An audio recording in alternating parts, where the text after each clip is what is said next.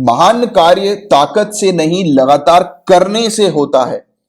तो इसका मतलब सिंपल सा ये है कि आप बने रहो, कंसिस्टेंटली अपनी तैयारी करते रहो। आपको रेगुलरली, जैसा मैं आपको हमेशा बोलता हूं, जो आपका जो टाइम टेबल जो आपने सेट किया हुआ है, जो रेगुलरली जो डेली टाइम टेबल है आपका, उसको कंप्लीट करते चलो और रेगुलरली पढ़ाई करते चलो। कंसिस्टेंसी होनी चाहिए आपकी पढ़ाई में। अगर आपने फैसला लिया है सिविल सर्विसेज को क्रैक करने का, करंट अफेयर्स के लिए अपने इस लेक्चर को देखने का, तो आप रेगुलरली देखो, एक भी दिन स्किप ना करो। रेगुलरली लेक्चर्स में मैं जो आपको बताता हूं उसको आप रिलीजियसली फॉलो करो। आप अपने जनरल स्टडीज के टारगेट्स हैं उसको फिनिश करो, राइट। आप अपनी ऑप्शनल की तैयारी करो। तो एक प्रॉपर तरीके से आपको अपनी तैयारी करनी है और आपका जो डेली जो शेड्यूल जो है वो प्रॉपर तरीके का होना चाहिए जो आपने सेट किया हुआ है, और कंसिस्टेंट रहना चाहिए। ऐसा नहीं कि एक दो दिन पढ़ाई कर ली, 4-5 दिन का गैप, नहीं।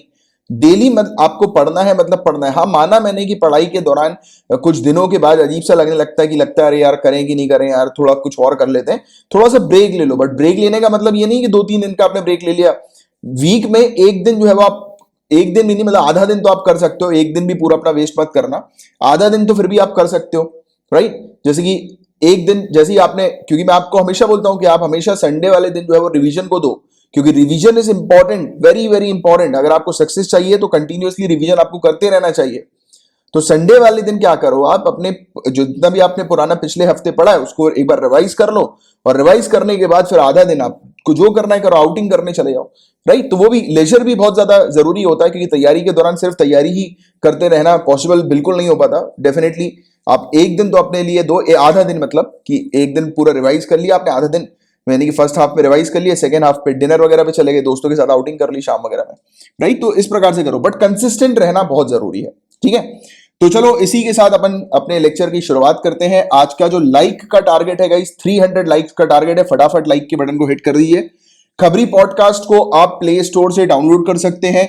यहां पर आपको डेली जो मैं लेक्चर्स प्रोवाइड कराता हूं उसकी ऑडियो आपको मिलती है, राइट। झा सर अकेडमी करके एक चैनल है खबरी पॉडकास्ट पर, उसको आप ज्वाइन कर सकते हैं, और इस चैनल पर डेली जो लेक्चर्स है उसकी आपको ऑडियो जो है वो प्रोवाइड की जाती है, राइट।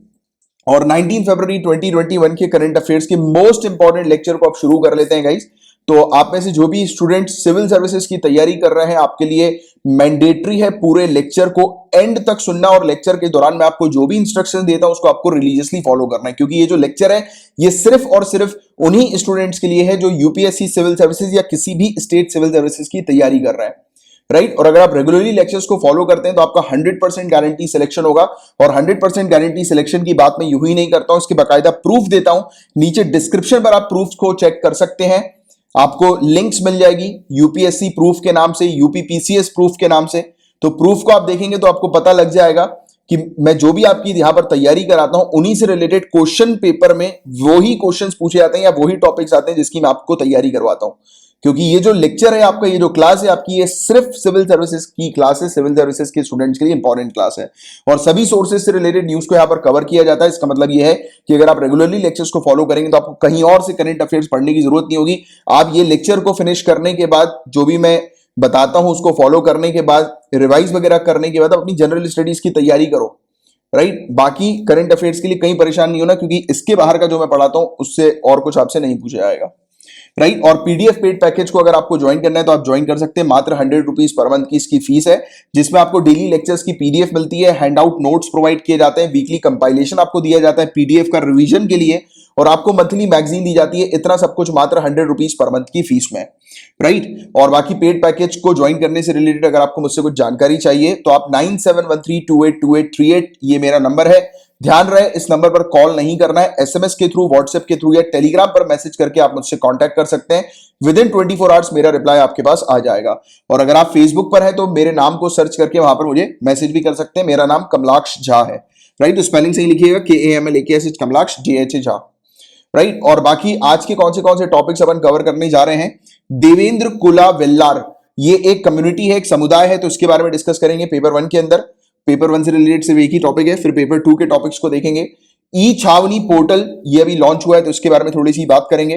फ्रांस के अंदर एक्सट्रीमिज्म को खत्म करने के लिए एक बिल हम लोग को देखने को मिला। एक्चुअली बिल जो है वो मतलब टारगेट कर रहा है इस्लामिस्ट पॉपुलेशन को, यानी कि वहां पर इस्लाम के जो कट्टरवादी जो लोग हैं, मतलब रेडिकल इस्लामिस्ट जो है, तो उनको रोकने के लिए या फिर उनके ऊपर निगरानी रखने के लिए, उनको मॉनिटर करने के लिए ये फ्रांस ने बिल लाया है, राइट। और इसके अलावा ओडिशा के अंदर बताया जा रहा है कि लैंड सीलिंग जो है, जो इंडस्ट्रीज वगैरह जो है एक्वायर करती हैं लैंड को, जमीन को अपने कंट्रोल में करती हैं, जमीन खरीदती हैं, तो उसकी लिमिट जो है वो थोड़ी बढ़ा दी गई है ओडिशा के अंदर। तो उसके बारे में थोड़ी सी बात करेंगे। इंटरनेशनल क्रिमिनल कोर्ट ने कहा है कि पैलेस्टीन की जो टेरिटरीज है वो इसके जुरिस्डिक्शन पे आती हैं, इसके क्षेत्र अधिकार में आती है, तो इस आर्टिकल को भी देखेंगे। इसके अलावा बताया जा रहा है कि कल जो अपन ने डिस्कस किया था, आपको शायद याद आ रहा हो, टूल किट केस को अपन ने डिस्कस किया था, तो उसमें जो दिशा रवि जी को अरेस्ट किया गया है, तो बताया जा रहा है कि वो गैर कानूनी है। काफी सारे लॉयर्स का कहना है कि पुलिस ने जो इनको अरेस्ट किया है उसमें काफी सारे जो नियम होते हैं, फंडामेंटल राइट्स जो होती है, उसका उल्लंघन किया गया। तो इस पर अपन देखेंगे, एक आर्टिकल है।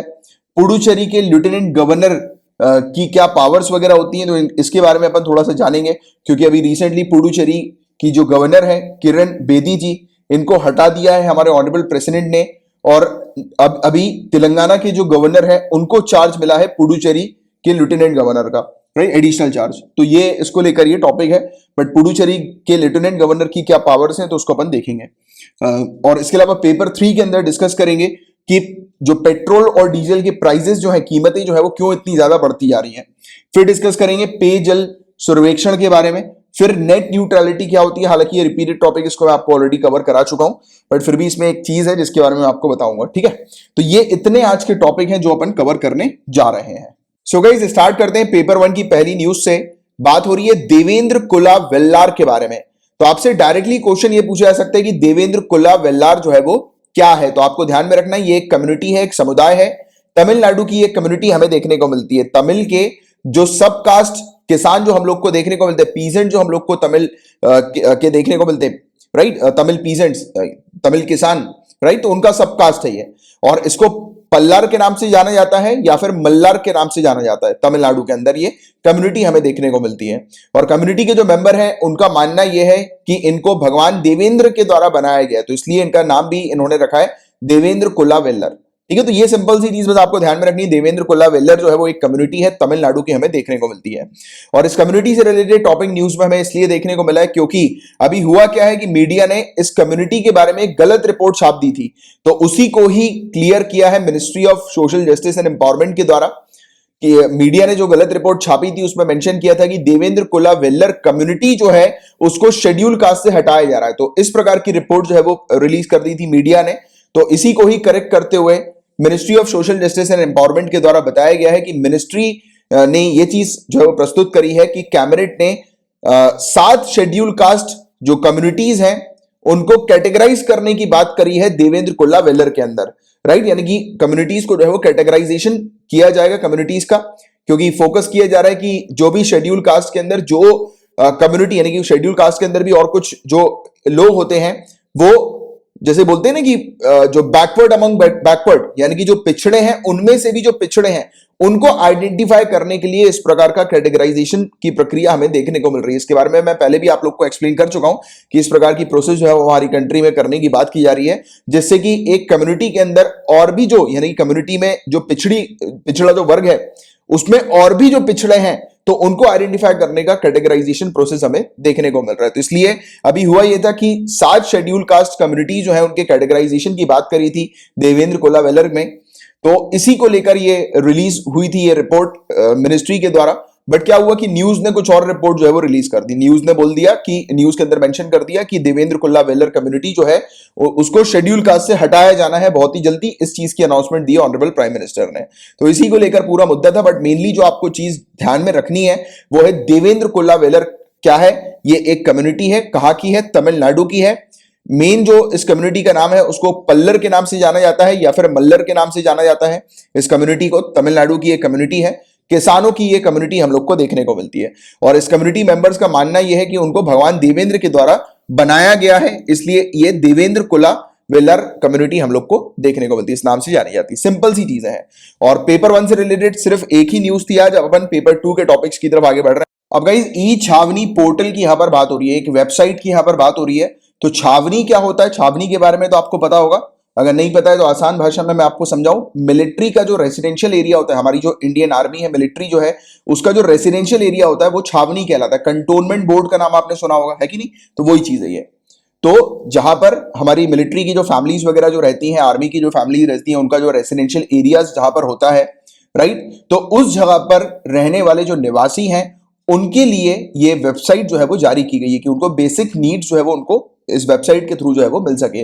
जैसे कि वहां पर पानी के कनेक्शन उनको लगवाना है, या फिर सीवेज वगैरह के लिए कुछ एप्लीकेशन वगैरह देनी है, या बर्थ या डेथ सर्टिफिकेट की एप्लीकेशन देनी है, या अपनी लीज को रिन्यू करना है, पट्टे को रिन्यू करना है, राइट, या फिर ट्रेड लाइसेंस चाहिए, या मोबाइल टॉयलेट को लोकेट करना है, और भी काफी सारी जो टैक्सेस से रिलेटेड, या फिर कोई पेमेंट वगैरह या सर्विस के जो पेमेंट्स वगैरह होते हैं ना, उसके भुगतान से रिलेटेड कुछ करना है, यानी कि पेमेंट वगैरह करना है, कुछ फैसिलिटीज वगैरह का जो सिविक फैसिलिटीज होती है ना, कि जो नागरिकों को फैसिलिटीज वगैरह मिलती है, जैसे कि म्युनिसिपैलिटीज वगैरह की जो फैसिलिटीज हम लोग को देखने को मिलती है, राइट, तो म्युनिसिपल कॉर्पोरेशन म्युनिसिपैलिटीज की जो फैसिलिटी होती है, तो वो पूरी फैसिलिटी जो है वो इस वेबसाइट के थ्रू कंटोनमेंट बोर्ड्स के या फिर छावनी एरिया के जो निवासी हैं वो अवेल कर सकते हैं। और इससे बताया जा रहा है कि जो 62 कंटोनमेंट बोर्ड्स हैं और यहां पर 20 लाख से ज्यादा जो रेसिडेंट्स हैं, तो उनको इसका लाभ मिलेगा, इस सर्विस का लाभ मिलेगा। तो ये वेबसाइट जो है वो भी जारी की गई है, ई छावनी पोर्टल। सिंपल सी चीज है जो आप लोग को थोड़ी सी ध्यान में रखनी है।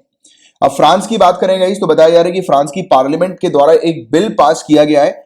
ये बिल अब क्या करेगी कि मस्जिदों में, स्कूल्स में और स्पोर्ट क्लब्स में, यानी कि फ्रांस के अंदर जो मस्जिद है, स्कूल्स और जो स्पोर्ट्स क्लब्स हैं, तो वहां पर सरकार जो है वो निगरानी रखेगी, राइट। और फोकस किया जा रहा है कि फ्रांस के अंदर जो रेडिकल इस्लामिस्ट जो है, जो कट्टरपंथी इस्लामवादी जो हम लोग को देखने को मिलते हैं, जो लोग इस प्रकार के हैं, कट्टर इस्लामिस्ट जो लोग हैं, तो उनसे फ्रांस को प्रोटेक्ट करने के लिए ये बिल लाया गया है फ्रांस के अंदर।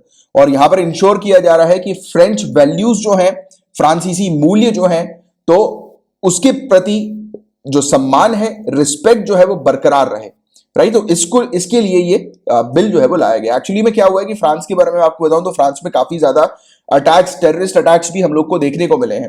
तो ये एक प्रकार से फ्रांस ने मतलब डायरेक्टली जो है वो अटैक किया है इस्लाम को, और इसी चीज को लेकर काफी ज्यादा आलोचनाएं भी इस बिल की हो रही है। काफी लोग जो है वो इस बिल पर प्रोटेस्ट भी कर रहे हैं, राइट, क्योंकि कुल मिलाकर फ्रांस एक रिलीजन को जो है वो टारगेट करते हुए उनके ऊपर कंट्रोल करना चाह रहा है, एक रिलीजन को, राइट। इस्लाम को कंट्रोल करने पर फोकस कर रहा है कि फ्रांस के अंदर जो इस्लाम जो है उसको कंट्रोल किया जा सके, सरकार उनके ऊपर निगरानी रखे। तो इसको लेकर जो है ये बिल हम लोग को इस प्रकार का देखने को मिल रहा है। इसकी आलोचनाएं भी हो रही है, क्रिटिसिज्म भी इसका काफी ज्यादा देखने को मिल रहा है। इस पर्टिकुलर टॉपिक से रिलेटेड अगर कोई अच्छा आर्टिकल 1-2 दिन के अंदर आता है तो अपन इसके बारे में डिस्कस करेंगे। अभी के लिए सिंपली बस आपको ध्यान में रखना है कि फ्रांस की पार्लियामेंट ने इस प्रकार का बिल जो है वो पास किया है, जो कि इस्लाम को टारगेट कर रहा है। हालांकि बिल के अंदर कोई एज सच रिलीजन को के बारे में मेंशन नहीं किया कि एक रिलीजन को ये बिल टारगेट कर रहा है। ये बिल जो है वो प्रोटेक्ट करना चाह रहा है फ्रांस को कुछ कट्टरवादियों से, राइट, कि जिसके चलते फ्रांस के अंदर टेररिस्ट थ्रेट वगैरह और बढ़े नहीं, राइट। तो इसके लिए ये चीज जो है वो फ्रांस कर रहा है। पर देखते हैं आगे चल के 1 दिन में 2 दिन में आर्टिकल आ जाए तो बहुत अच्छी बात है, वरना सिर्फ इतनी सी चीज अभी के लिए आपको ध्यान में रखनी है। अब नेक्स्ट टॉपिक की बात करेंगे तो इसमें बताया जा रहा है कि ओडिशा के अंदर लैंड सीलिंग को बढ़ाया जा रहा है। अब ओडिशा के अंदर इंडस्ट्रीज और भी ज्यादा जमीन जो है वो परचेज कर सकती हैं, तो सीलिंग को, लैंड सीलिंग को जो है वो बढ़ाया गया है। और right to fair compensation and transparency in land acquisition, rehabilitation and resettlement act 2013 जो हमें देखने को मिलता है, और Odisha right to fair compensation and transparency in land acquisition, rehabilitation, resettlement rules 2016 का जो हमें देखने को मिलता है, इसके तहत ओडिशा के अंदर जमीन की लिमिट जो है वो बढ़ाई गई है, एक्सटेंड की गई है। रूरल और अर्बन एरियाज, शहरी एरियाज और गांव क्षेत्र के एरियाज दोनों में ही किया गया है। अब यहां पर बताया जा रहा है कि जो लैंड एक्वायर करने का जो एक्सटेंट है वो जस्ट डबल कर दिया गया है, यानी कि अब इंडस्ट्रीज और भी ज्यादा जमीन जो है वो अपने कंट्रोल में कर सकती है, परचेज कर सकती है और भी ज्यादा जमीन। जैसे कि प्राइवेट कंपनी जो है वो अब गांव क्षेत्रों में ओडिशा के अंदर 500 एकड़ तक की जमीन परचेज कर सकती हैं, और अर्बन सेंटर्स में, शहरी एरियाज में 100 एकड़ तक की जमीन जो है वो परचेज कर सकती हैं कंपनीज वगैरह, प्राइवेट कंपनीज वगैरह। तो इसको लेकर ये चीज जो है वो देखने को मिली है, राइट। तो ये सिंपल सी चीज आप लोग को थोड़ी सी ध्यान में रखनी है। अब इंटरनेशनल क्रिमिनल कोर्ट की यहां पर बात हो रही है। इंटरनेशनल क्रिमिनल कोर्ट का कहना है कि पैलेस्टीन की जो टेरिटरीज है, अब मैं यहां पर रोककर आपको बोलना चाहूंगा कि आप फटाक से सबसे पहले तो आपके वर्ल्ड मैप के पास जाइए। वर्ल्ड मैप के पास जाकर आपकी दीवार पे चिपका होगा ना अपने वर्ल्ड मैप। मेरे रेगुलर व्यूअर्स ने तो चिपका दिया ही है ऑलरेडी, क्योंकि जो रेगुलर जो सुनते हैं लेक्चर को उनको मैं बार बार बोलता हूं कि आपको जो है वो बड़ा सा मैप आपके स्टडी टेबल के सामने जस्ट होना चाहिए। तो जो भी आज पहली बार इस लेक्चर को सुन रहे हैं, आपके दीवार पर एक बड़ा सा वर्ल्ड का मैप आप चिपका लो, एक बड़ा सा इंडिया का मैप चिपका लो, और जिन स्टूडेंट ने चिपकाया हुआ है फटाक से अपने वर्ल्ड के मैप के पास जाइए, वर्ल्ड मैप के पास, और वहां पर आप देखिए आपको इजराइल कंट्री दिखाई देगी। तो इजराइल कंट्री को टच कीजिए और नीचे कमेंट बॉक्स में लिखकर बताइए कि कौन सी कंट्रीज मेडिटेरेनियन सी के साथ अपनी बाउंड्री शेयर करती है। बहुत इंपॉर्टेंट क्वेश्चन है ये, ऐसे क्वेश्चन अक्सर सिविल सर्विसेज में पूछ लिए जाते हैं। तो ये इसका आंसर जरूर नीचे कमेंट बॉक्स में लिखकर बताइएगा। पहले भी मैं कई बार इसी चीज से रिलेटेड, इसी लोकेशन से रिलेटेड क्वेश्चन पूछ चुका हूं। जिन्होंने ऑलरेडी पहले दे चुके हैं क्वेश्चन, फिर से दे दो, राइट, आपका रिवीजन हो जाएगा। नीचे कमेंट बॉक्स में आंसर लिखकर बताइए। तो देखो, जो पैलेस्टीन का जो कंट्रोल है जिस एरिया पर, राइट, यहां पर इजराइल के क्षेत्र में, क्योंकि आप जानते हैं इजराइल और पैलेस्टीन का हम लोग को इशू देखने को मिलता है, स्पेशली जेरूसलम किसकी कैपिटल होगी उसको लेकर भी बड़ा इशू हम लोग को देखने को मिलता है। तो यहां पर बताया जा रहा है कि इंटरनेशनल क्रिमिनल कोर्ट ने कहा है कि पैलेस्टीन की जो टेरिटरीज है, जो एरियाज पैलेस्टीन के कंट्रोल में आता है, उस एरिया पर जो ज्यूरिसडिक्शन जो होगा, क्षेत्र अधिकार जो होगा, वो आईसीसी का होगा। यानी कि कुल मिलाकर सीधे सीधे ये कहा गया है कि इजराइल जो भी पैलेस्टीन के एरियाज पर कुछ एक्शन लेती है, तो उस इजराइल के एक्शन पर इंटरनेशनल क्रिमिनल कोर्ट में इजराइल के खिलाफ कार्रवाई की जा सकती है। तो ये चीज यहां पर बताई जा रही है। और इवन ये भी चीज क्लियर कर दी है कि इंटरनेशनल क्रिमिनल कोर्ट जो है वो किसी भी प्रकार से कोई भी अटेम्प्ट नहीं करेगी स्टेटहुड या फिर लीगल बॉर्डर्स को डिटरमाइन करने की कि कौन सा एरिया किसके कंट्रोल में आएगा, तो उसके बारे में कुछ नहीं कहेगी आईसीसी। बट आईसीसी ने यह कहा है कि जो भी एरिया पैलेस्टीन के कंट्रोल में है, उस एरिया पर अगर इजराइल किसी प्रकार से हस्तक्षेप करती है, तो इजराइल के खिलाफ आईसीसी में केस जो है वो बन सकता है, कार्रवाई जो है वो हो सकती है। और आईसीसी का कहना है, इंटरनेशनल क्रिमिनल कोर्ट का कहना है कि पैलेस्टीन जो है ये स्टेट पार्टी है रोम स्टैट्यूट के तहत। रोम स्टैट्यूट के तहत आप जानते हैं कि आईसीसी इंटरनेशनल क्रिमिनल कोर्ट को स्टैब्लिश किया गया था इस एग्रीमेंट के तहत। तो कहा गया कि इस एग्रीमेंट के तहत पैलेस्टीन एक स्टेट पार्टी यानी कि इसकी मेंबर के तौर पर बताया जा रहा है, और पैलेस्टीन जो है वो क्वालिफाई करती है, मतलब कि एक एरिया जहां पर जो क्वेश्चन में जो एरिया जो हो रहा है, यानी कि जो विवादित जो एरिया है इजराइल और पैलेस्टीन के बीच में भी, तो उस एरिया पर भी जो कंट्रोल होगा वो पैलेस्टीन का माना जाएगा। ये इनडायरेक्टली जो है वो आईसीसी ने कह दिया है कुल मिला के, राइट। और इवन देखो, ईस्ट जेरूसलम, वेस्ट बैंक और गाजा के ऊपर आईसीसी का ज्यूरिसडिक्शन होगा, उसका क्षेत्र अधिकार होगा। यानी कि इजराइल अगर ईस्ट जेरूसलम में, वेस्ट बैंक में और गाजा स्ट्रिप पे किसी भी प्रकार की अगर कोई एक्शन लेती है, कोई कार्रवाई करती है, तो आईसीसी में इजराइल के खिलाफ जो है वो कार्रवाई की जा सकती है, उसके खिलाफ केस जो है वो जारी किया जा सकता है, राइट, मुकदमा चलाया जा सकता है आईसीसी के अंदर इजराइल के खिलाफ। तो ये चीज यहां पर क्लियरली बताई जा रही है, राइट। और इजराइल ने इस रिस्पॉन्स में क्या बोला है, तो इजराइल हालांकि आईसीसी का मेंबर नहीं है, राइट, और बताया जा रहा है कि इजराइल जो है वो अपील नहीं कर सकता, बट इजराइल के जो अटॉर्नी जनरल है उन्होंने आर्ग्यूमेंट किया है कि आईसीसी के मेंबर बनने के लिए एक कंट्री को सॉवरेन होना जरूरी है। बट बताया जा रहा है कि पैलेस्टीन जो है वो सॉवरेन स्टेट नहीं है, सॉवरेन कंट्री नहीं है। तो कुल मिलाकर इजराइल के जो अटॉर्नी जनरल है उन्होंने ये चीज जो है वो ये घोषणा करी है कि टेक्निकली और लीगली पैलेस्टीन जो है वो आईसीसी की मेंबर बन ही नहीं सकती, क्योंकि वो सॉवरेन कंट्री, सॉवरेन स्टेट नहीं है, राइट। तो ये चीज यहां पर बताई गई है। बट यहां पर मैं आपको बोलूंगा गाइस कि आप आईसीसी के बारे में डिटेल में पढ़कर रखिए। इस टॉपिक को मैं आप लोग को ऑलरेडी 7 और 8 फरवरी 2021 को कवर करा चुका हूं। 7 और 8 फरवरी जो है वो अलग अलग लेक्चर नहीं है, ये एक ही दिन का लेक्चर है। मेरे ख्याल से मंडे वाला दिन होगा ये 7 और 8 फरवरी 2021 का, राइट। तो इसको जरूर आप ये वाला टॉपिक जो है वो देख लेना। यूट्यूब के सर्च कॉलम पे आपको सिंपली लिखना है 7 एंड 8 फरवरी 2021, उसके आगे मेरा नाम लिख देना, कमलाक्ष, ठीक है, स्पेलिंग सही लिखना, KAMLAKSH। तो जो भी सर्च लिस्ट में आपका सबसे पहला वीडियो होगा वो यही वाला होगा, 7 और 8 फरवरी 2021 का। एक बार चेक कर लेना करंट अफेयर्स बाय कमलाक्ष अपने यूट्यूब चैनल पे है कि नहीं ये वाला वीडियो। तो अगर करंट अफेयर्स बाय कमलाक्ष का ये वीडियो है इस चैनल का, तो फिर ये बिल्कुल सही वीडियो है। इस वीडियो पर आप जाकर इंटरनेशनल क्रिमिनल कोर्ट वाला टॉपिक देख लेना, क्योंकि इंटरनेशनल क्रिमिनल कोर्ट को मैंने डिटेल में जो है वो इस वीडियो में आप लोग को समझाया, और लगातार ये टॉपिक रिपीट हुआ है। तो इस टॉपिक को तो जरूर आप आईसीसी के देख लेना, क्योंकि इससे रिलेटेड क्वेश्चन आपसे पूछे जा सकते हैं, ठीक है गाइस। कल के लेक्चर में मैंने आप लोगों को जो टूल किट केस को डिटेल में एक्सप्लेन किया था, टूल किट का जो मामला हम लोग को देखने को मिला था। तो जिन स्टूडेंट्स ने नहीं देखा, पहली बार जो स्टूडेंट्स लेक्चर सुन रहे हैं, आप कल वाले लेक्चर को देखिएगा। कल वाले लेक्चर में मैंने डिटेल में जो है वो टूल किट केस के बारे में डिस्कस किया हुआ है, तो उसको आप जरूर देखिएगा। तो यहां पर बताया जा रहा है कि जो दिशा रवि जी जिनको अरेस्ट किया गया था दिल्ली पुलिस के द्वारा, तो बताया जा रहा है कि वो टोटली जो है वो गैर कानूनी है, इलीगल है। और ऐसा टॉप जो वकील हैं उनका कहना है। तो दिल्ली पुलिस द्वारा जो बेंगलुरु की एक जलवायु कार्यकर्ता जो है, ये जो क्लाइमेट एक्टिविस्ट हम लोग को दिशा रवि जी देखने को मिलती हैं, इनको अरेस्ट कर लिया गया था। और इनकी अरेस्ट पर जो वकील है उन्होंने कहा है कि ये अब इनिशियो इलीगल है। अब इनिशियो इलीगल का मतलब इलीगल फ्रॉम द बिगिनिंग होता है, यानी कि शुरुआत से ही गैर कानूनी है। यानी कि जब से उनको अरेस्ट किया गया तभी से जो है वो गैर कानूनी जो है वो उसको कहा जा रहा है, यानी कि उनके अरेस्ट को इलीगल कहा जा रहा है कि पुलिस ने प्रॉपर तरीके से रूल्स रेगुलेशन को बिना फॉलो किए उन्हें अरेस्ट किया है। तो दिशा रवि जी, आप सभी लोग जानते हैं, कल इस टॉपिक को अपन ने डिटेल में डिस्कस किया था कि किसान के विरोध प्रदर्शन जो हम लोग को देखने को मिलता है, जो अभी किसान जो प्रोटेस्ट कर रहे हैं सरकार के 3 कानून के ऊपर, आप सभी लोग इससे वाकिफ में, आप सभी लोग जानते हैं।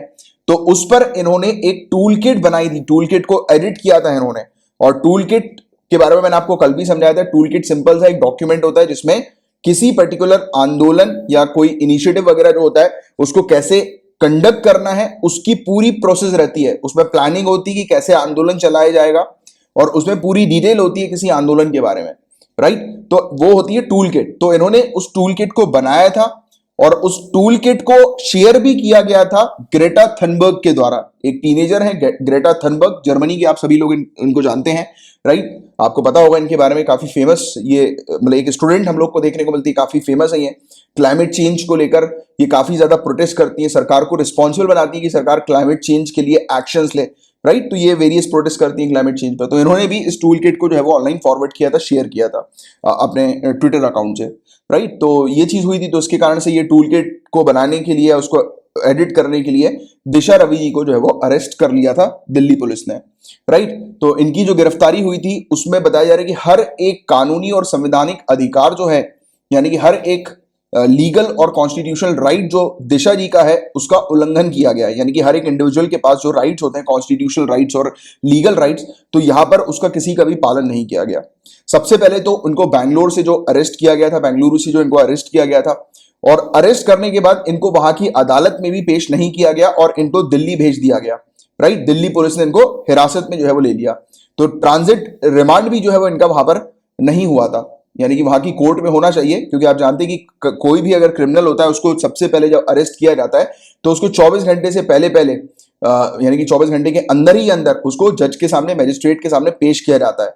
बट यहां पर एज सच ऐसा कुछ भी नहीं हुआ, राइट। तो ये चीज यहां पर बताई, इवन उनको वकील तक नहीं प्रोवाइड किया गया, ये भी चीज यहां पर बताई जा रही है, क्योंकि हर एक इंडिविजुअल के पास अधिकार होता है कि वो अपने वकील को हायर कर सकते हैं, तो उनको कोई ऐसा वकील जो है वो नहीं प्रोवाइड किया गया। तो ये वाली चीज भी हम लोग को देखने को मिल रही है, राइट। और रूल्स और दूसरे प्रोविजन इस संबंध में हम लोग को क्या क्या देखने को मिलते हैं, तो वकीलों के अनुसार बताया जा रहा है कि ये जो मामला है उसमें कानून की लगभग हर प्रक्रिया को अनदेखा किया गया है, ओवरलुक किया गया है, इग्नोर किया गया है। ऐसा कहा जा रहा है कि दिल्ली पुलिस ने Arnesh Kumar versus state of Bihar का जो मामला ऑनरेबल सुप्रीम कोर्ट का जो हम लोग को देखने को मिला था, 2014 का जो मामला था, उसमें ऑनरेबल सुप्रीम कोर्ट ने गाइडलाइंस जो है वो प्रस्तुत की थी कि किसी भी पर्टिकुलर जो इंडिविजुअल है उसको अरेस्ट करते समय और करने के बाद जो है वो क्या क्या प्रक्रिया फॉलो की जाएगी। तो उसकी जो गाइडलाइंस जो थी, ये हम लोग को इस मामले में Arnesh Kumar versus state of Bihar के मामले में देखने को मिली थी। ऑनरेबल सुप्रीम कोर्ट ने गाइडलाइन प्रस्तुत करी थी, तो बताया जा रहा है कि उनमें से किसी भी गाइडलाइन का प्रॉपर तरीके से पालन नहीं किया गया, राइट। इवन सीआरपीसी के सेक्शन 80 की बात करें तो उसमें भी बताया गया कि कोई भी व्यक्ति को जब गिरफ्तार किया जाता है तो गिरफ्तार करने के, आप जानते हैं कि गाइस कि 24 घंटे के अंदर अंदर उसको जो नियरेस्ट जो मैजिस्ट्रेट है उनके सामने पेश किया जाता है, बट यहां पर ऐसा कुछ नहीं हुआ, राइट। तो ये चीज यहां पर बताई जा रही है। इवन इनको कोई कानूनी सलाह लेने का भी अवसर नहीं मिला, यानी कि वकील वगैरह की भी अपॉर्चुनिटी इनको नहीं मिली, राइट। तो यही सब चीजें देखते हुए ये भी बताया जा रहा है कि आर्टिकल 22 का भी ये उल्लंघन है, ब्रीच है आर्टिकल 22 का हमारे इंडियन कॉन्स्टिट्यूशन के। तो फंडामेंटल राइट का उल्लंघन जो है वो टॉप मोस्ट वकील जो है वो बता रहे हैं इस मामले के अंदर। तो ये वाली चीज आप लोग को पता होनी चाहिए इस टॉपिक से रिलेटेड। अब नेक्स्ट टॉपिक की बात करते हैं। गाइस, किरण बेदी जी को लेफ्टिनेंट गवर्नर की पद से जो है वो हटा दिया गया है। आपको पता होगा कि किरण बेदी जी जो है वो पुडुचेरी की लेफ्टिनेंट गवर्नर की पोस्ट पर हम लोग को देखने को मिली थी, और बताया जा रहा है कि ऑनरेबल प्रेसिडेंट रामनाथ कोविंद जी ने इनको हटा दिया है। और अब तेलंगाना के गवर्नर तमिली साई सौंदर्य राजन जी जो हैं उनको बेसिकली एडिशनल चार्ज मिला है पुडुचेरी का। तो अब पुडुचेरी के जो लेफ्टिनेंट गवर्नर है वो तेलंगाना के करंट गवर्नर हम लोग को देखने को मिल रहे हैं, राइट। अब सवाल ये उठता है कि इनको हटाया क्यों, तो उस पर आप लोग बिल्कुल मत पढ़ना अभी के लिए, जब तक कोई एक अच्छा आर्टिकल नहीं आ जाता इससे रिलेटेड और काम का नहीं होता, क्योंकि ये पूरा पॉलिटिकल इशू हम लोग को देखने को मिला है। किरण बेदी जी को जो हटाया हुआ है उसके बारे में मैं आपको जनरल जानकारी अगर दूं शॉर्ट में, तो केंद्र जो है वो काफी समय से इनसे खफा थी, काफी कुछ चीजें इनकी ऐसी थी जिसको लेकर केंद्र जो है, सेंटर जो है वो इनसे खफा थी, और अब फाइनली जो है वो इनको पुडुचेरी के गवर्नर की पोस्ट से जो है वो हटा दिया गया है, राइट। तो वो जो पॉलिटिकल जो इशू है, पॉलिटिकल जो खिचड़ी हम लोग को, जो विवाद जो हम लोग को इस प्रकार के देखने को मिलते हैं, तो उतना आप लोग को पढ़ने की आवश्यकता नहीं है, उसमें जाने की आवश्यकता नहीं है। अगर कुछ अच्छा आर्टिकल और मुझे लगेगा कि अगर हाँ आपके एग्जामिनेशन के लिए काम करे तो फिर मैं आपको बताऊंगा, वरना उस पर पॉलिटिकल इशू पे आपको पढ़ने की जरूरत नहीं। मेन जो चीज है वो आपको पता होना चाहिए कि लेफ्टिनेंट गवर्नर जो है पुडुचेरी के, उनकी पावर्स और उनके सोर्सेस क्या हम लोग को देखने को मिलते हैं। तो पुडुचेरी आप सभी जानते हैं एक यूनियन टेरिटरी है। ध्यान में रखना आर्टिकल 239A जो हमारे इंडियन कॉन्स्टिट्यूशन का है, इस पर्टिकुलर आर्टिकल के थ्रू गवर्न किया जाता है पुडुचेरी को। Government of union territories act 1963 ये जो कानून है ये प्रोवाइड करता है कि पुडुचेरी के अंदर एक लेजिस्लेटिव असेंबली होगी और काउंसिल ऑफ मिनिस्टर पुडुचेरी को गवर्न करेंगे। और ये सेम कानून ये भी कहता है कि UT will be administered by the honourable president of India through a lieutenant governor, कि पुडुचेरी जो है वो लेफ्टिनेंट गवर्नर के माध्यम से ऑनरेबल प्रेसिडेंट ऑफ इंडिया के द्वारा एडमिनिस्टर की जाती है। तो हमारे ऑनरेबल प्रेसिडेंट ऑफ इंडिया जो है ये पुडुचेरी के ऊपर प्रशासन करते हैं, राइट। किसके माध्यम से? लेफ्टिनेंट गवर्नर, उपराज्यपाल के माध्यम से जो है वो प्रशासन करते हैं। तो कंट्रोल जो है वो पुडुचेरी के ऊपर वो एक्चुअल में ऑनरेबल प्रेसिडेंट ऑफ इंडिया का, बट अगर टेक्निकली आप देखो तो एक्चुअल में ऑनरेबल प्रेसिडेंट ऑफ इंडिया का भी नहीं है, वो है पार्लियामेंट का, यानी कि सेंटर का, केंद्र का, राइट। तो केंद्र का डायरेक्ट कंट्रोल हम लोग को यूनियन टेरिटरीज में देखने को मिलता है, क्योंकि केंद्र के अंदर ही हम देखते हैं ना कि काउंसिल ऑफ मिनिस्टर्स जो है पार्लियामेंट के, वो एड और एडवाइस करते हैं, वो बताते हैं ऑनरेबल प्रेसिडेंट को कि ऑनरेबल प्रेसिडेंट को किस प्रकार से एक्ट करना है, राइट। तो वही चीज है, अगर आप टेक्निकली जाओगे तो आपको क्लियर जो है वो पिक्चर समझ में आ जाएगी कि केंद्र जो है वो डायरेक्टली यूनियन टेरिटरी के ऊपर जो है वो कंट्रोल करती है, राइट। इसमें पूरी और पुडुचेरी के अंदर पूरी की पूरी पावर जो होती है ना, वो बेसिकली ऑनरेबल प्रेसिडेंट के कंट्रोल में ही होती है, या फिर आप कह सकते हो इनडायरेक्टली टेक्निकली केंद्र के कंट्रोल में ही पूरी की पूरी पावर होती है, राइट। अब वो कैसे, तो मैं आपको समझाता हूं। हालांकि इसके अंदर लेजिस्लेटिव असेंबली भी हम लोग को देखने को मिलती है, विधानसभा भी है यहाँ पर, बट विधानसभा के पास एटसेट पावर नहीं है यहाँ पर। अब वो कैसे नहीं है वो उसको भी मैं आपको थोड़ा सा एक्सप्लेन करता हूँ, ये बहुत काम की चीज है, आप लोगों के समझना है इस चीज को। सेक्शन 44 इस कानून का जो है ये अलाउ करता है लेफ्टिनेंट गवर्नर को कि लेफ्टिनेंट गवर्नर अपने डिस्क्रिशन के अकॉर्डिंग एक्ट कर सकते हैं, यानी कि उनको जैसा ठीक लगता है उसके अकॉर्डिंग वो काम कर सकते हैं। और किस मामले में? देखो, काउंसिल ऑफ मिनिस्टर जो है वो इनको हेल्प करेंगे कि कौन से जो किस प्रकार से कानून बनाना चाहिए, यानी काउंसिल ऑफ मिनिस्टर बताएंगे लेफ्टिनेंट गवर्नर को कि कैसे कानून बनाने चाहिए, बट लेफ्टिनेंट गवर्नर बिल्कुल फ्री है कि किस प्रकार के कानून बनने चाहिए पुडुचेरी के अंदर, किस प्रकार के नहीं बनने चाहिए वो बताने के ऊपर। और देख लो, अगर कहीं पर भी डिफरेंसेस आता है, विवाद आता है लेफ्टिनेंट गवर्नर के बीच में और मिनिस्टर्स के बीच में, यानी कि इस लेजिस्लेटिव असेंबली के अंदर जो मिनिस्टर्स मौजूद हैं, काउंसिल ऑफ मिनिस्टर्स, उनके बीच में कुछ भी अगर विवाद होता है लेफ्टिनेंट गवर्नर और काउंसिल ऑफ मिनिस्टर्स के बीच में, तो वो विवाद जो है वो किसके पास चला जाएगा? ऑनरेबल प्रेसिडेंट के पास चला जाएगा। और ऑनरेबल प्रेसिडेंट जैसा बोलेंगे उनके अकॉर्डिंग जो है वो डिसीजन लिया जाएगा। और ऑनरेबल प्रेसिडेंट जो है वो किसकी सुन के डिसीजन देते हैं? केंद्र की सुन के, राइट। पार्लियामेंट की जो काउंसिल ऑफ मिनिस्टर है उसकी सुन के ऑनरेबल प्रेसिडेंट जो है वो डिसीजन देते हैं। तो हमने क्या बात करी थी अभी थोड़ी देर पहले कि टेक्निकली पूरा कंट्रोल पुडुचेरी के ऊपर, यूटी के ऊपर किसका होता है? केंद्र का होता है। वो तो लिखने के लिए जो है वो लिखा जाता है कि ऑनरेबल प्रेसिडेंट कंट्रोल करते हैं, बट ऑनरेबल प्रेसिडेंट को कौन एड और एडवाइस करता है? राइट। कॉन्स्टिट्यूशन में आपने पढ़ा है ना, पूरी चीजें पॉलिटी पढ़ी है, तो हमारे ऑनरेबल प्रेसिडेंट को council of minister aid and advice करते हैं, बताते हैं उनको, और उन्हीं के काउंसिल ऑफ मिनिस्टर जो चीज बताते हैं उन्हीं के अकॉर्डिंग एक्ट करते हैं हमारे ऑनरेबल प्रेसिडेंट। लिखा तो जाता है कि ऑनरेबल प्रेसिडेंट का रूल है, बट टोटली जो रूल होता है वो केंद्र का होता है। इवन आप इमरजेंसी प्रोविजन भी पढ़ोगे ना लक्ष्मीकांत पॉलिटी में, जब भी इमरजेंसी लगती है हमारी कंट्री के अंदर, तब पूरा कंट्रोल पार्लियामेंट के हाथ में होता है।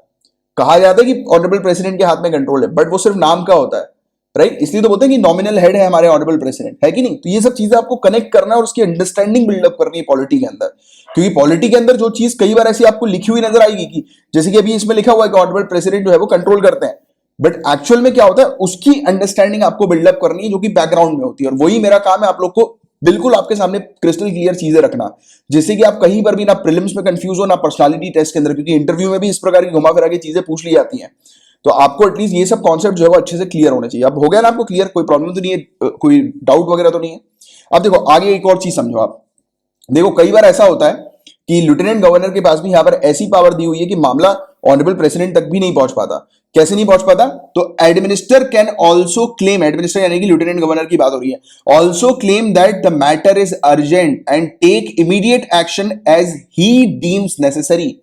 मतलब अगर कोई इशू आया, राइट, और अगर लेफ्टिनेंट गवर्नर को अपनी मनमानी चलानी है तो वो ऑनरेबल प्रेसिडेंट तक भी जो है वो बात नहीं पहुंचाएंगे, बोल देंगे कि अर्जेंट मैटर है, राइट, और फिर वो अपने अकॉर्डिंग, अपने डिस्क्रिशन के अकॉर्डिंग डिसीजन लेंगे, क्योंकि सेक्शन 44 इसका यही कहता है कि लेफ्टिनेंट गवर्नर अपने डिस्क्रिशन के अकॉर्डिंग, अपने मनमर्जी के अकॉर्डिंग जो है वो काम कर सकते हैं, राइट।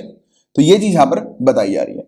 और सेक्शन 22 इस कानून का जो है ये बोलता है कि कोई भी अगर लेजिस्लेटिव प्रपोजल होता है, यानी कि किसी प्रकार का कानून अगर बनाया जा रहा है, तो उस कानून को बनाने से पहले लेफ्टिनेंट गवर्नर जो है, एडमिनिस्ट्रेटर जो है, उनके सैंक्शन की रिक्वायरमेंट होगी। मतलब बिना लेफ्टिनेंट गवर्नर के सैंक्शन के कोई भी कानून नहीं बनाया जा सकता। वैसे तो स्टेट में भी यही चीज होती है, अगर आप राज्यों में भी देखेंगे तो राज्यों के अंदर क्या होता है, या फिर अगर हम लोग उसकी भी बात करें, पार्लियामेंट की भी बात करें, तो हमारे ऑनरेबल प्रेसिडेंट जो है जब तक किसी बिल पर एसेंट नहीं देते तब तक वो कानून नहीं बनता ना।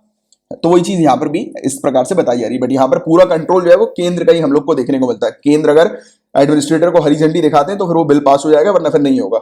ये वाली भी चीज बहुत देखने को मिलती है यूटी के मामलों में, राइट। और इसके अंदर बिल्स और अमेंडमेंट जो हम लोग को देखने को मिलते हैं, जैसे कि बताया जा रहा है कि किस प्रकार से एडमिनिस्ट्रेटर काम करते हैं। तो काउंसिल ऑफ मिनिस्टर्स को कोई भी बिल अगर लेजिस्लेटिव असेंबली के अंदर मूव करवाना है, पास कराना है, तो पहले प्रायर सैंक्शन की आवश्यकता होगी एडमिनिस्ट्रेटर से, राइट। इसके अलावा यहां पर बताया जा रहा है कि which deals with the constitution and organisation of court of the judicial commissioner and jurisdiction and power of the court of judicial commissioner with respect to any matters in state list concurrent list। तो state list में, concurrent list में जो भी subjects हम लोग को देखने को मिलते हैं, उस सब्जेक्ट्स पर अगर कानून बनाना है तो प्रायर अप्रूवल जो है वो लेना पड़ेगा लेफ्टिनेंट गवर्नर का। तो कुल मिलाकर पूरा का पूरी जो चलती है ना, वो केंद्र की चलती है यूनियन टेरिटरी में।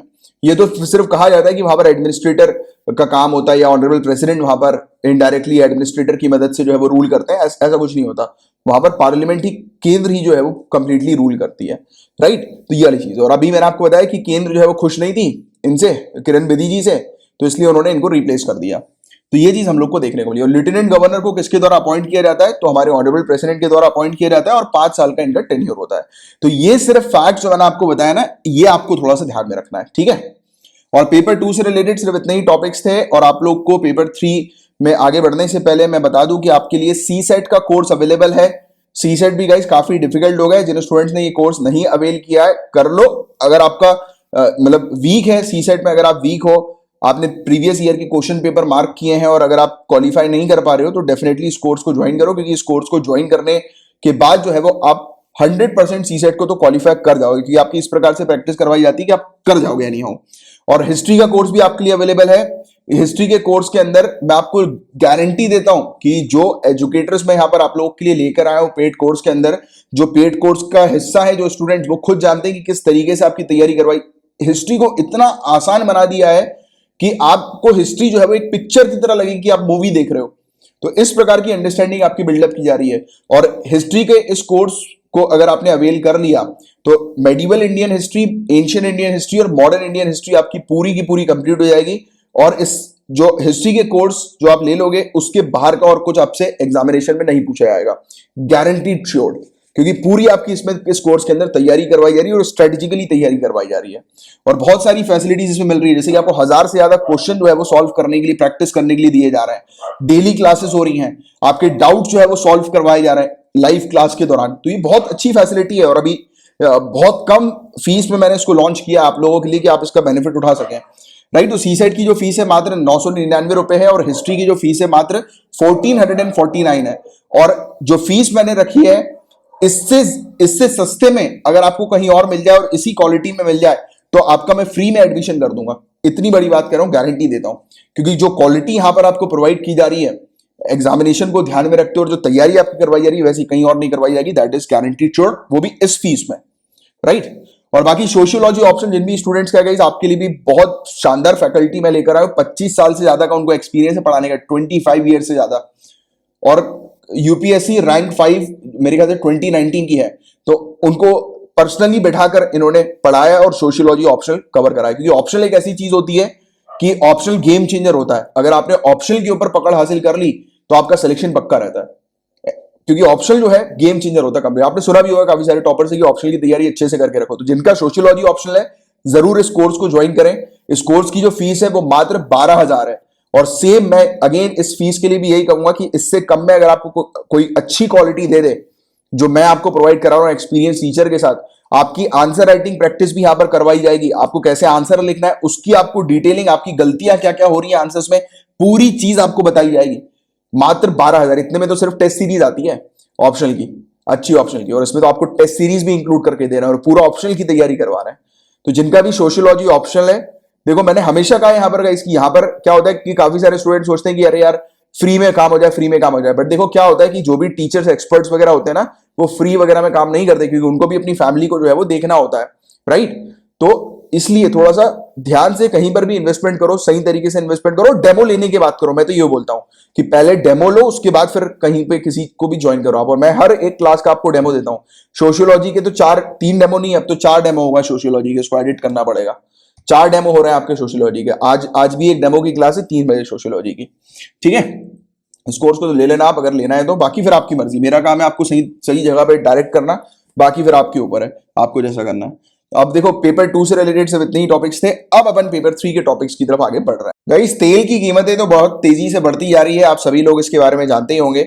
मैं भोपाल मध्य प्रदेश में रहता हूं, यहां पर 96 के ऊपर जो है वो तेल की कीमतें जो है वो चली गई है। पेट्रोल जो है वो 96 रुपीज से ऊपर जा चुका है। तो आप कौन से स्टेट से और कौन सी सिटी से बिलोंग करते हैं, नीचे कमेंट बॉक्स पर लिखकर बताइएगा। और आपकी सिटी में तेल की कीमतें क्या चल रही है, ये जरूर नीचे कमेंट बॉक्स पर लिखकर बताइएगा।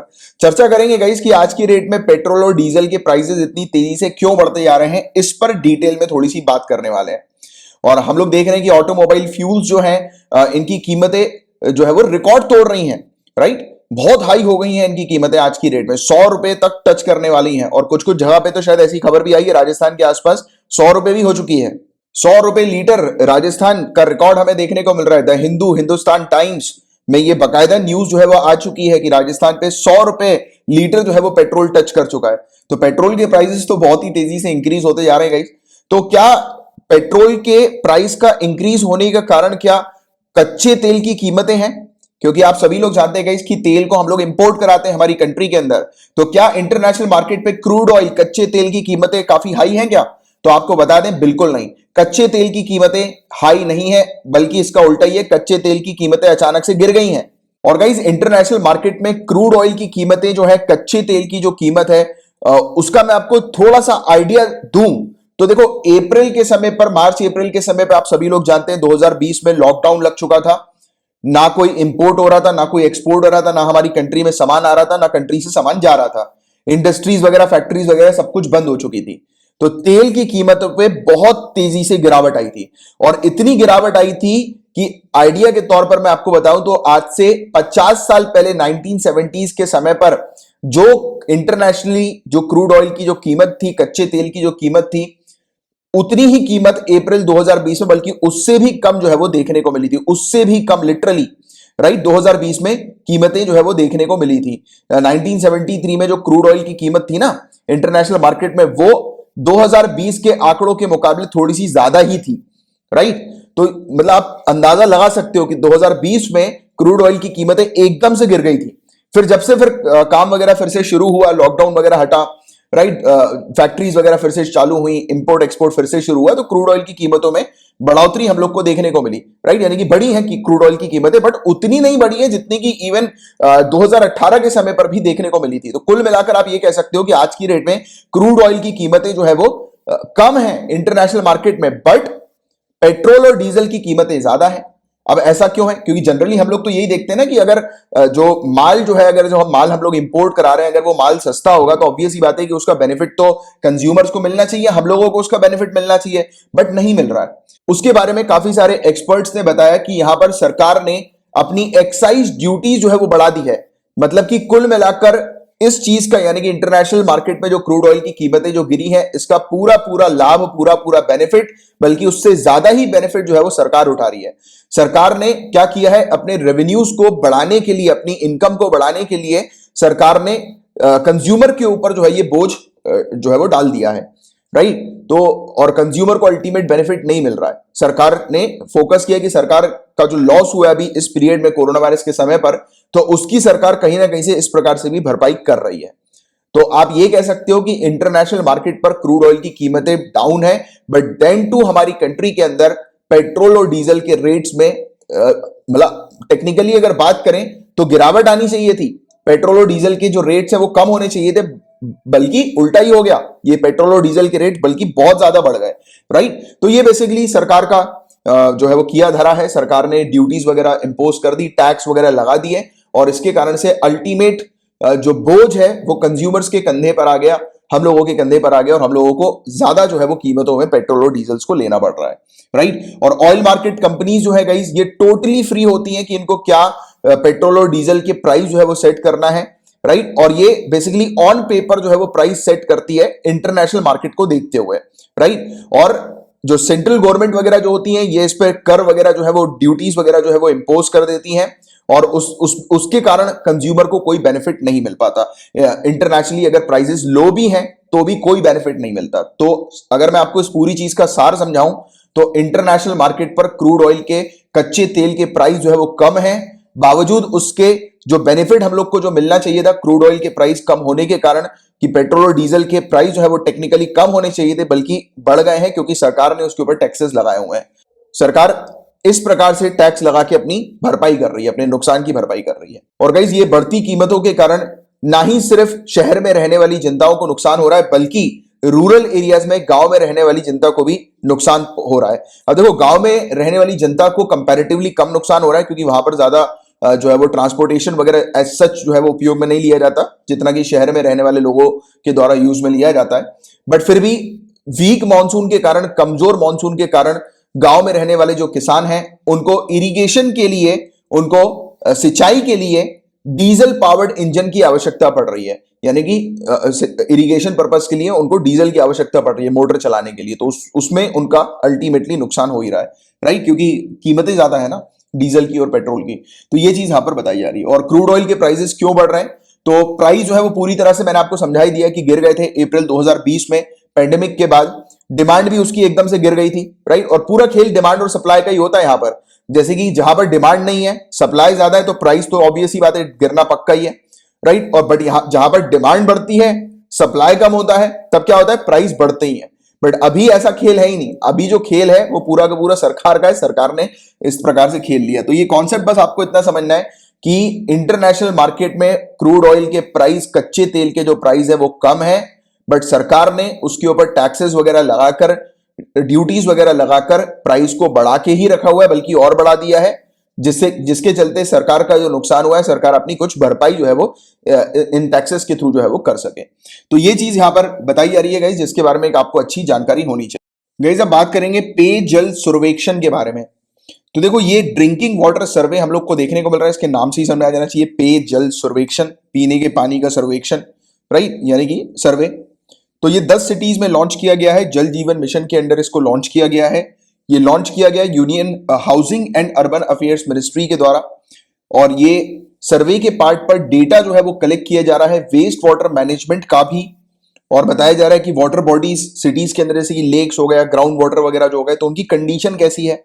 मिशन के अंदर मॉनिटर किया जा रहा है टेक्नोलॉजी बेस्ड प्लेटफॉर्म के थ्रू कि बेनिफिशियरी वगैरह जो है उनको किस प्रकार से पानी मिल रहा है, यानी कि जिन लोगों के घर में पानी वगैरह आता है, पीने का पानी वगैरह आता है, उनको किस तरीके से मिल रहा है, क्या उनको कोई कंप्लेन हो रही है कि नहीं हो रही। तो ये पूरी डेटा जो है वो रिकॉर्ड किया जाएगा, राइट। और इनिशियली सर्वे जो है ये लॉन्च किया जा रहा है 10 सिटीज में पायलट बेसिस के आधार पर, आगरा, बदलापुर, भुवनेश्वर, चूरू, कोची, मदुराई और पटियाला, रोहतक, सूरत और तुमकुर। तो ये कुछ सिटीज हैं जहां पर ये अभी सर्वे जो है वो हो रहा है, और फिर बाद में जाकर हो सकता है कि पूरी कंट्री में ये सर्वे देखने को मिल सके।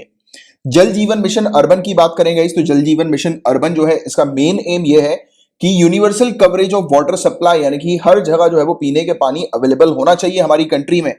जितने भी हमारे 4,378 स्टैट्यूटरी टाउन्स जो हैं, और साथ ही साथ सीवेज मैनेजमेंट भी 500 अमृत सिटीज में होना चाहिए। अब मेरा आप लोगों से एक क्वेश्चन है, अमृत सिटीज जो है वो किनको कहा जाता है, राइट। कौन सी सिटी जो है वो अमृत सिटीज कहलाती हैं? तो नीचे कमेंट बॉक्स पर इसका आंसर लिखकर बताएं।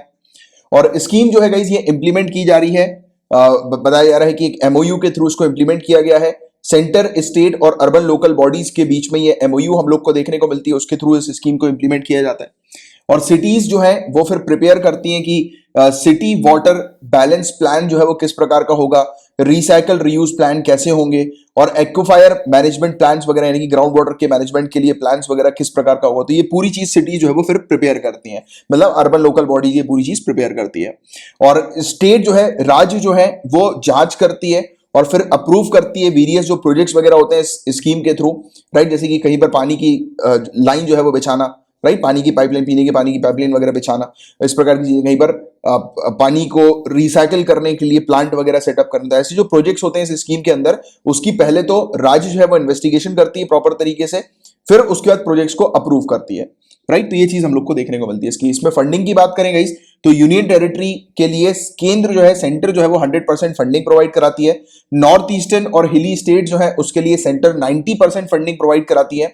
जिस भी सिटी में पॉपुलेशन जो है वो 1 लाख से कम की है तो वहां पर सेंट्रल फंडिंग जो है वो 50% की होती है।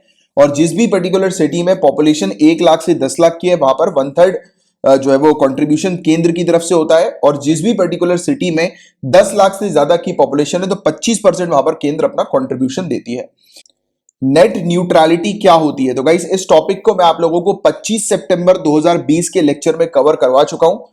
तो जिन भी स्टूडेंट्स ने नेट न्यूट्रलिटी का टॉपिक कवर नहीं किया वो 25 सितंबर के टॉपिक को कवर कर लीजिए। और जिन स्टूडेंट्स ने ऑलरेडी कवर कर लिया है आप मैगजीन से एक बार नेट न्यूट्रलिटी के इस टॉपिक को रिवाइज कर लीजिएगा। आपके पास मैगजीन होगी प्रीवियस मंथ्स की, तो उसके थ्रू आप रिवाइज कर लीजिए, राइट। और अब मैं आपको बता देता हूं गाइस कि ये टॉपिक नेट न्यूट्रलिटी का न्यूज में क्यों आया था। हालांकि जो मैं भी आपको चीज बताने जा रहा हूं वो उतनी इंपॉर्टेंट नहीं है, बट हाँ फिर भी एक बार आप सुन लो।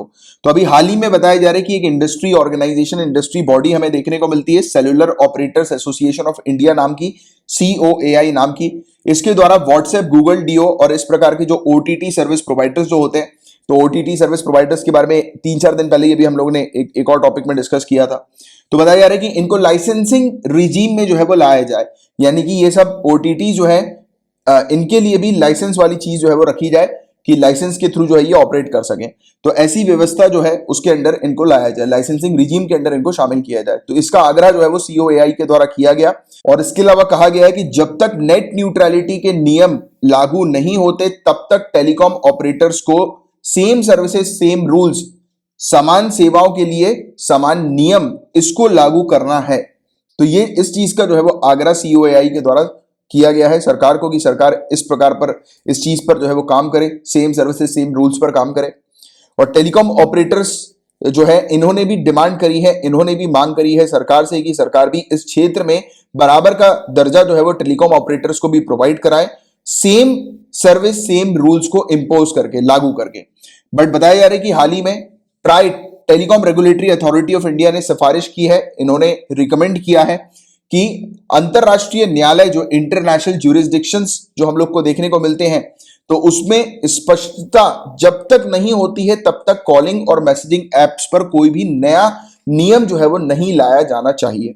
तो इसकी जो है वो बात करी है TRAI के द्वारा, इन्होंने ये रिकमेंडेशन दिया हुआ है, राइट। इसके अलावा COAI के पक्ष की बात करें, इन्होंने क्या चीज कही है, तो बताया जा रहा है कि जब तक OTT कम्युनिकेशन प्रोवाइडर्स, जब तक इनके लाइसेंस नहीं बनते हैं, जब तक ये लाइसेंस के अंडर नहीं आते हैं, लाइसेंस रिजीम के अंदर नहीं आते हैं, तब तक कोई भी निर्णय जो है वो नहीं लिया जाए, कोई भी डिसीजन जो है वो नहीं लिया जाए इस बारे में, राइट। और जब तक जो टेलीकॉम सर्विस प्रोवाइडर्स जो हम लोग को देखने को मिलते हैं और OTT सर्विस प्रोवाइडर्स हम लोग को देखने को मिलते हैं और इनके बीच में अनइक्विटेबिलिटी जो हम लोग को देखने को मिलती है, तो उसको भी और इंक्रीज नहीं किया जाना चाहिए, राइट। और बताया जा रहा है कि ये जो टेलीकॉम सर्विस प्रोवाइडर है इन पर नेट न्यूट्रलिटी के लिए ट्रैफिक मैनेजमेंट प्रैक्टिस सहित कोई भी नई लाइसेंसिंग शर्तें जो है वो लागू नहीं की जानी चाहिए अभी के लिए, राइट। जब तक सरकार की तरफ से प्रॉपर लाइसेंसिंग रिजीम जो है वो नेट न्यूट्रलिटी पर नहीं आ जाती, नेट न्यूट्रलिटी पर जब तक रूल्स नहीं आ जाता।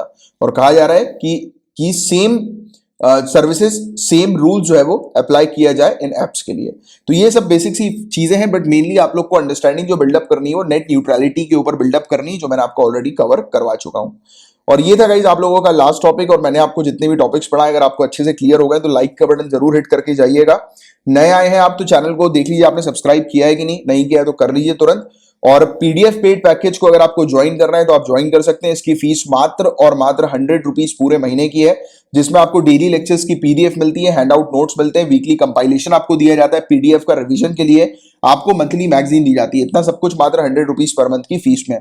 इसको ज्वाइन करने से रिलेटेड अगर आपको कुछ समस्या आती है या फिर अगर आपको कुछ और पूछना है पेड पैकेज से रिलेटेड, तो आप फेसबुक पर डायरेक्टली मुझे मैसेज करके पूछ सकते हैं। मेरे नाम को आप सर्च कीजिएगा फेसबुक पे, कमलाक्ष झा मेरा नाम है, मैं आपको मिल जाऊंगा, वहां पर आप मुझे मैसेज कर दीजिए, या फिर 9713282838 ये मेरा नंबर है। ध्यान रहे इस नंबर पर कॉल नहीं करना है, एसएमएस के थ्रू, व्हाट्सएप के थ्रू या टेलीग्राम पर मैसेज करके आप मुझसे कांटेक्ट कर सकते हैं। विद इन 24 आवर्स मेरा रिप्लाई आपके पास आ जाएगा।